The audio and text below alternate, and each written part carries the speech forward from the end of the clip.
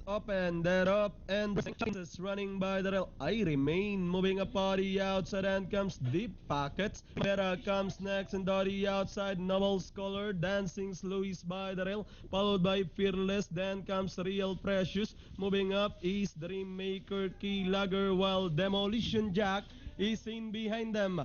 Past the last 600, Deep Pockets in front by about 3 lengths. Noble Scholar is in second by the rail. Sheila Princess joining in is Dancing Slow and Primavera as they swing for home. Now we have 5 runners fighting it out for the lead. Running by the rail, Sheila Princess is sneaking in is the gray one, Dream Maker, Deep Pockets, Dancing Slow. Then comes Noble Scholar and Primavera, and down the stretch they come. It's still bunch of horses are fighting it out for the lead. Dream Maker running by the rail. Noble Scholar is on the outside. Primavera in between runners, but we have Noble Scholar doing the better. Just get there over Primavera. Then comes Dream Maker, Sheila Princess, Demolition Jack for your Pentapecta. Then comes Deep Pockets, Dancing Slow.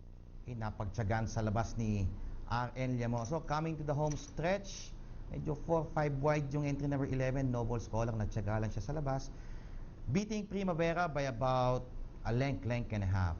Okay, winner take all natin, matitira po dyan 1,819 or 909 and a half tickets. Pick 6, matitira po dyan 5,548.